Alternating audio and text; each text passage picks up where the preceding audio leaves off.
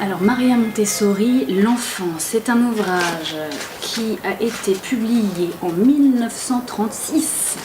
Donc ça va être très important de mettre en perspective la publication de cette œuvre dans son contexte. On ne va pas en faire des discours, mais enfin, prenons conscience. J'insiste sur le mot conscience, ça va être un mot clé vraiment de notre groupe, si vous le voulez bien. Je ne veux rien imposer, hein, je propose et vous disposez. Donc je propose que le mot conscience soit un de nos mots clés. Toujours là, en basse continue, hein, pour employer une métaphore musicale.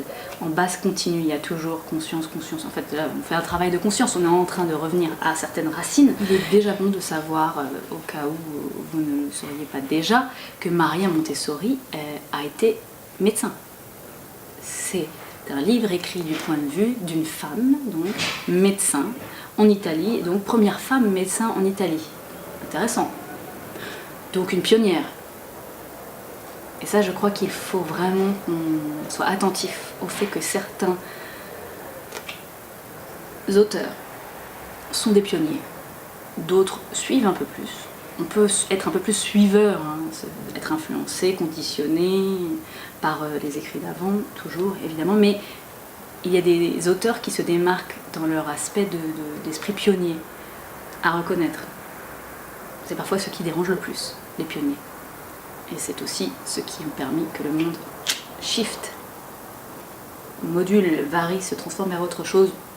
Alors, sachons que si nous lisons ça ensemble, le but est de pas forcément d'adhérer, de voter pour Maria Montessori parce qu'on l'a lu, hein. Attention, on le lit pour voir ce qui résonne en nous. Est-ce que ça nous plaît? Est-ce que ça ne nous plaît pas? Pourquoi ça nous plaît? Pourquoi ça ne nous plaît pas? Pourquoi ça... Je vous lis la quatrième de couverture de cette édition, hein, des éditions des Clés de Brouwer. Première femme médecin d'Italie, Maria Montessori est l'héritière des idées pédagogiques de Jean-Jacques Rousseau. Intéressant. Je vous ai dit pionnière, mais on n'est jamais pionnière à partir de rien. On n'est jamais pionnier à partir de rien. Hein. On a lu d'autres auteurs auparavant, on n'existe pas sans les autres, bien sûr. Elle nous convie à considérer l'enfant comme une personne complexe et fragile, dotée de savoir insoupçonné. J'ai été professeur de langue, prof de musique, prof de théâtre, prof d'éducation civique, comme on l'appelait, d'histoire géo, principalement de langue française, de linguistique, un peu de latin, un peu de grec aussi. Savoir insoupçonné, c'est quand même ce que j'ai remarqué depuis l'an 2000, qui est magique.